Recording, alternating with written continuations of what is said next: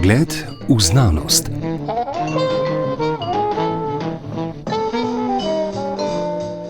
Lep pozdrav vsem, ki nas poslušate. Tokrat je gostja doktorica Marija Klopčar iz Glasbeno-narodopisnega inštituta, torej Znanstveno-raziskovalnega centra SAZU.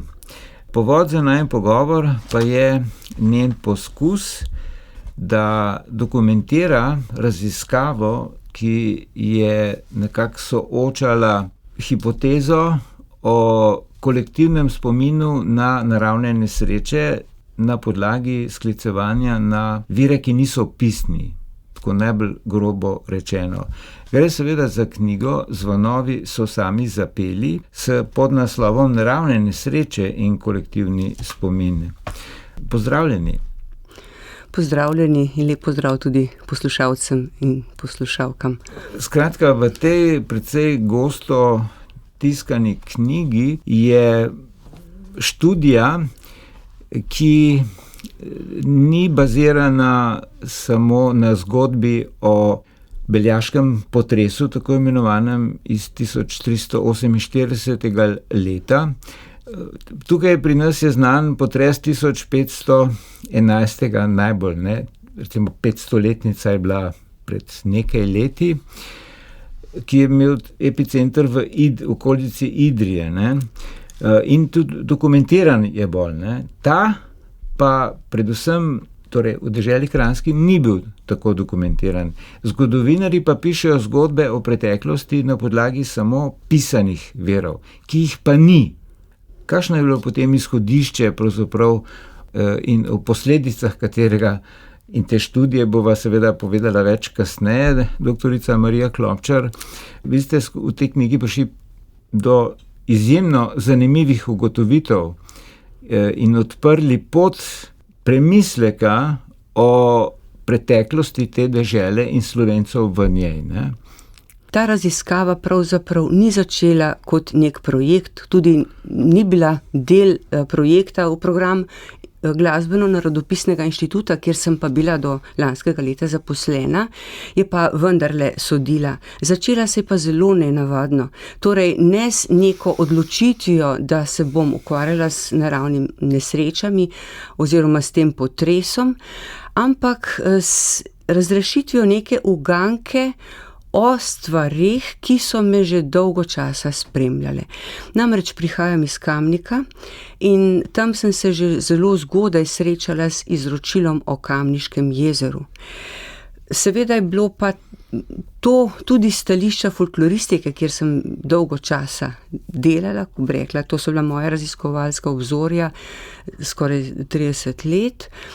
Tega ni bilo mogoče pojasniti, ne, pa tudi ne kar tako sprejeti, torej, oziroma zanikati. Namreč izročilo je govorilo o jezeru na mestu sedanjega Kamnika.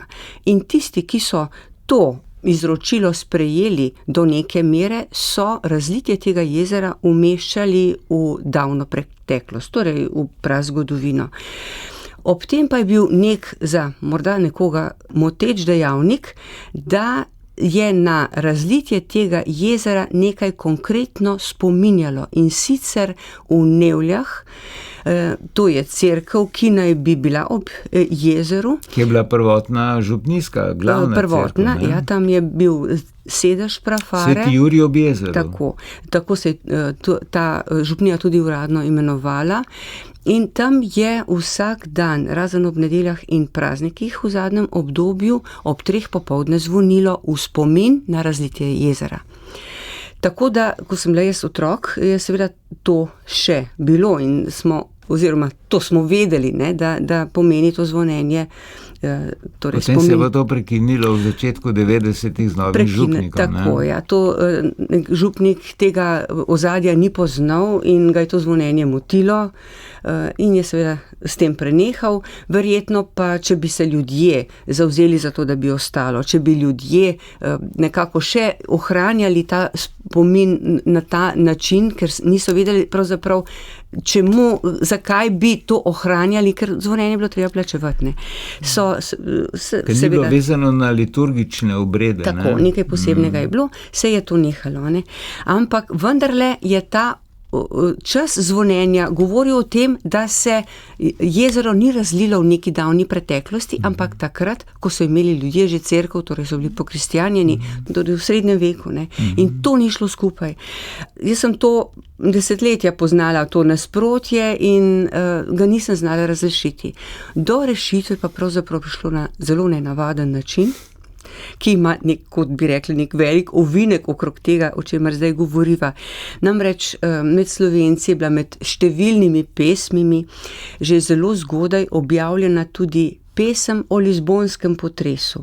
1755. Tako, torej potres, o katerem nismo imeli Slovenci sicer neposredne zveze, smo pa dobili očitno zgodbo o tem, torej vest o nekem zelo hudem dogodku, in pri nas je bil potem objavljen tudi letak s to pesmijo. Mene je ta pesem zanimala in sem ob neki konferenci na Portugalskem potem v zaključnem delu, torej bolj kot neko zahvalo temu, ker tam v tem krogu raziskovalcev balad, v katerega sem bila vključena, se je ob večerih tudi pelo, ne? In na koncu sem jaz to pesem tam zapela, tako čisto neformalno.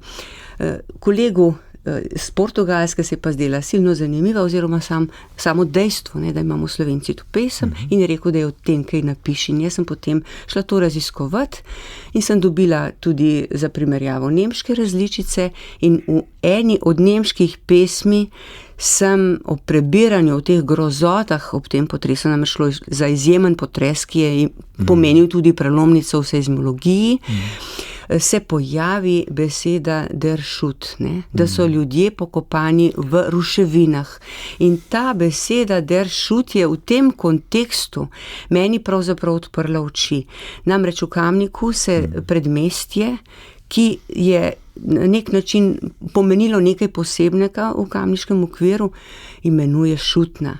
Tam je ostala tudi župnija, ni v mestnem središču, ampak na Šutni. In s tem sem jaz dobila pravzaprav odgovor na to uganko, da je bila Šutna pravzaprav prvotni Kamnik, ki se je seveda ob razlitju jezera podrl oziroma ga je odplavilo. Nadaljnje razjasnevanje je pa omogočil čas zvonjenja v Neveljski cerkvi. Stoletja se je to dogajalo. Ob 3. uri popoldne je zvonilo. 25. januar 1348, na dan spreobrnjenja svetega Pavla, ne? Namreč, iz Savla v Pavla. Ne? Tako. To je bilo pomembno zato, ker je ta ura sovpadla s uro potresa. In videlo se je, da je bilo to nekje v srednjem veku, po nekaterih drugih kazalcih, da je bilo v 14. stoletju, in ta ura je pravzaprav bila tisti ključ, ki je povezala ta dogodek s potresom. Vi ste se lotili teh pesmi, ki so bile zapisane res da kasneje, očitno so bile pa po ljudskem izročilu zapisane, ne? To se je prenašalo iz roda v rod, ne?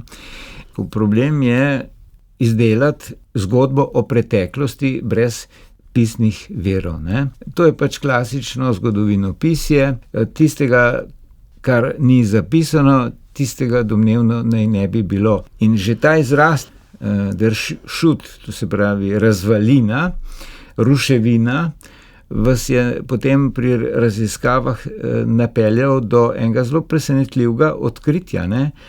Ne bi ta potres, ki bo zelo močan, menda je šlo za 10 po Richterju, ne, rušilen, porušil večino gradov, takrat okoli Beljaka. Ta Dobrač, ki je gora pri Beljaku, se je razklala in zasula, skratka, ampak to se ni dogajalo samo tam, to se je dogajalo marsikje po Sloveniji, ne, in ne bi to pokopalo tudi slovensko plemstvo, ne. Tako domnevo ste vi zapisali in potem omogočilo kolonizacijo nemškega prebivalstva iz seveda različnih koncev, predvsem severno pa zahodno, a ne. Kar pa seveda spreminja interpretacijo, kaj je bilo tukaj na Kranjskem med Slovenci, takratnimi Kranjci, slovenskega in nemškega, ne. In kdaj se je to začelo, ne? Do tega spoznanja, ki ga zdaj navajate, sem pravzaprav prišla pozneje. Prvo vprašanje, ki me je po tej ugotovitvi o tem, kaj se je zgodilo v Kamniku, spremljalo, je bilo to, zakaj to ni zapisano. To je bil tudi protiargument tistih, ki so bili kritični do te moje teze, da bi tako velik dogodek bil nedvomno zapisan, če bi se res zgodil. In to je tudi mene begalo. Samih zapisov o tem potresu, zapisov v kronikah je pa pravzaprav slovenskega izredno malo. Vse skupaj bi lahko rekli, da jih je bilo 10 omemb. Predvsem na Kranjskem. Na Kranjskem se o tem potresu pravzaprav skoraj ni nič vedelo. Zelo malo je teh omemb v kronikah in zato so tudi tisti, ki so o tem potresu pisali, pravzaprav slovensko območje tako rekoč obšli. Veliko se je vedelo o Dobraču, oziroma pri nas ga naglašamo tudi Dobrač, in pa seveda Korošci pa Dobrač, in pa o tem silnem dogajanju v Beljaku, v grozljivih dogodkih, tudi o podrobnostih, to se je ohranjalo tudi v zapisih. Medtem ko se v teh deželah, ki pa danes sestavljajo Slovenijo, pa ni skoraj nič vedelo. In ključ do nadaljnjega odpiranja tega vprašanja je bilo prav tako neko naključje, ko sem zvedela pravzaprav še za 2 jezeri, ki so se tukaj razlili. To je jezero na Jezerskem in v Matkovem kotu, potem, da je prišlo do podora Mežakle in zajezitve, ki je tam ustvarila jezero, torej na Jesenicah. In to me je potem prepričevalo o tem, da je bil ta potres tukaj resnično hud. Zato sem potem drugače tudi razumela te zapise, te skromne zapise o gradovih. Seveda pa Valvazor tukaj govori o 40 gradovih na Koroškem in Kranjskem, o številnih mestih, in to je vse govorilo v prid temu, da je bil pravzaprav ta potres pri nas tako zelo hud, da se zato o njem ni veliko vedelo. In to, da je bil tako hud, je v bistvu bilo mogoče potem razbirati predvsem iz dogodkov po potresu, med to je pa seveda sodilo tudi to, da so na Slovensko prihajali ljudje z nemškega. In sicer so naseljevali z nemškega tega prostora tako preproste ljudi, tako so nastale razne vasi okrog Trebnjega, potem Ribnica, recimo tudi Ribnica je bila imenovana Pajersdorf, bavarska vas, pa pri Postojni, seveda poznamo zgodbo o Kočevju, vse to je nastalo v tem času, hkrati pa imamo podatke. Pa na Tolminskem, nemški rud, tako imenovani, ki je zdaj samo starejše. To je pa že bilo že prej. Prav tako se je pravzaprav v tej knjigi pokazalo, da se povezuje tudi z možnostjo, da je šlo to da je bil v ozadju potres, da so prav tako naseljevali po nekih naravnih nesrečah. In so pa podatki tudi o tem, da se je takrat naseljevalo na slovensko-nemško plemstvo. In to lahko razumemo, namreč porušitev gradov pomeni tudi ohranitev tistega, kar so pravzaprav ti gradovi imeli, zakladov. Recimo en tak primer je grad Čušperk, ki je omenjen med gradovi na Dolenjskem. Za ta grad je recimo zanimivo, da je lastnik, ki je potem postavil nov grad, strogo prepovedoval kmetom, da bi se približali staremu gradu, in sicer zgodbo je, da tam živi tako hud zmaj, zmen, da bi jih uničil. In verjetno meni je prav ob tem zapisu, šlo za nek novejši zapis nekega obiskovalca tega prostora, ki je spraševal ljudi o preteklosti tega gradu. Ob tem zapisu sem pomislila na to, da so pravzaprav zgodbe o zmajih na nek način prišle prav tudi tistim, ki so skušali ljudem preprečiti, da bi raziskovali, kaj je ostalo na gradovih. Tudi v Kamniku je taka zgodba, ampak ni povezana sicer neposredno z zmajem, to kopanje zaklada, pa vendarle je bilo pogubno za tistega, ki je zaklad kopal. Torej, to je bil pa privilegij tistih, ki so prišli sem. No, ti, ki so takrat prihajali sem, to se pravi v drugi polovici 14. stoletja, so prišli na neke sorte tabulo razo, ker je bilo pač veliko do takrat zgrajenega in najbrž tudi živečega uničeno. Ne? In oni so napisali novo razumevanje, ne? Ki se je potem vleklo potem stoletja. Ne? Recimo, obstajali so tudi neke sorte, predvsem v drugi polovici 19. turistični vodniki. In v nemščini so veselo se sklicevali na mitologijo zmaja, ne, jezero, žrtvovanje mladih deklet, zato da zmaj ne bi, skratka, ne. Dočim Slovenci pa niso radi se sklicevali na to mitologijo, ki očitno je bila na novo narejena, kaj ne vem. Skratka, vi ste na tej podlagi s temi indici potem rekonstruirali, da je šlo pač za posledico izgube kolektivnega spomina zaradi naravne nesreče sredi 14. stoletja. No, moram reči, da se je ta spomin med ljudmi ohranjal, vendar na poseben način. Hkrati je namreč označeval stigmo, ne? To, da se je ljudem nekaj hudega zgodilo, je kazalo na božjo kazen za grešno življenje. Recimo, to je vidno v nekaterih krajih, kot recimo pod Dobračem, kjer so tudi zgodbe o tem, da se ljudje niso vedeli tako, kot bi se morali, in je Bog potem poslal angela, ki je razklal, s plamtečim mečem razklal goro Dobrač. Druge so bile pa zgodbe o zmajih. In te zgodbe so med ljudmi živele, in omenili ste žrtvovanje deklet, to je ena zadeva, ki se je tukaj potem z raziskavo pokazala, prav neposredno zapisov niso, pa zapisi recimo teh toponimov, in tudi na samem Dobraču je recimo toponim, najbolj strm del je bil imenovan, je zapisan v Kartiše ob koncu 19. stoletja kot vaben, babe. To je sled tega žrtvovanja, ker so se ljudje kljub tem stoletjem krščanstva po tej hudi nesreči zatekli k temi predkrščanskim praksama, ne, da bi se obvarovali zmaja. Namreč to je šlo za to žrtvovanje. In ko so potem Slovenci pisali zgodovino, jim te zgodbe na nek način niso prišle prav, kazale so na neko praznoverje, negativne plati o Slovencih in jih niso želeli ohranjati na ta način, medtem ko so imeli seveda Nemci drugačno stališče. Pisali so zanimivosti, ki naj bi pritegnile obiskovalce, in so bili do tega ravnodušni oziroma s tem niso bili obremenjeni, s temi pomeni. Je pa še nekaj pomembno. Prav ta prepletenost razlag o naravnih nesrečah, zmaji, s temi mitološkimi bitji, večinoma gre za zmaje, na Tolminskem tudi divjo babo. Ta prepletenost je bila pravzaprav neka ovira, da bi se to izročilo jemalo resno kot neka razlaga naravnih nesreč.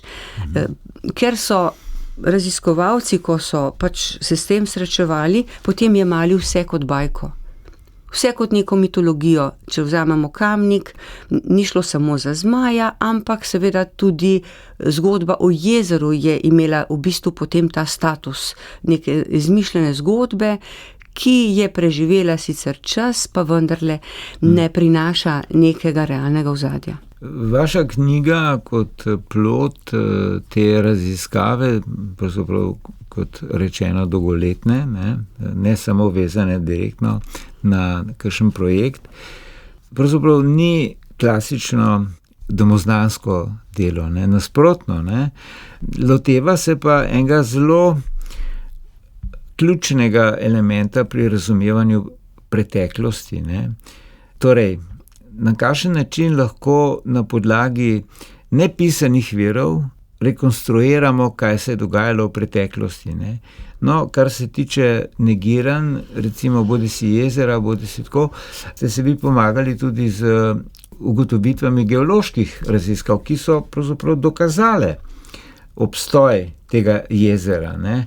No, te seizmološke oziroma sedimentološke raziskave so bile pravzaprav potrditev tega, do česar sem jaz prišla po čisto drugi poti.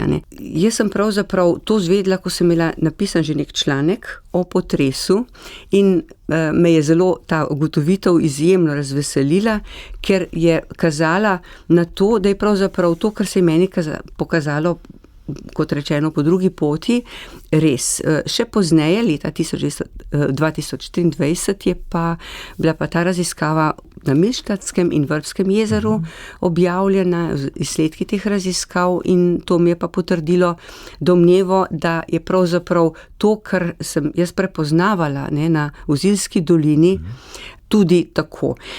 Gre pa za to, da sem do temeljnih ugotovitev o usodnosti tega potresa prišla s analizo tega, kar se je ne samo z ustnim izročilom. Tisto je kazalo pot, pa odpiralo vrata. Da sem vedela, to se je zgodilo, recimo te zgodbe, če jih znaš brati, veliko povedo. Ne morejo pa same pojasniti nekih dogodkov, tudi časovne umestitve ne omogočajo. Omogočala jih je pa recimo obnova, interpretacija obnove po potresu, ki je bila pa tukaj razvidna na več ravneh. Eno je recimo nek dokument, ki ga je izdalo 12 škofov takoj po potresu, torej dober mesec po potresu je izdalo listino, ki je pomagala obnovi cerkve v Naklem. Ne govori neposredno o prenovi, ampak o pomoči. Potem je šlo tukaj za obnovo železarstva v Železnikih, oziroma tam se na novo postavi v samem središču, v samih Železnikih, ker je bilo potrebno ljudem dati orodje, da bodo lahko obnovili deželo. Velik dokaz zame so bila nova tržna središča, opustitev tako imenovani ugasli srednjeveški trgi so bili znani.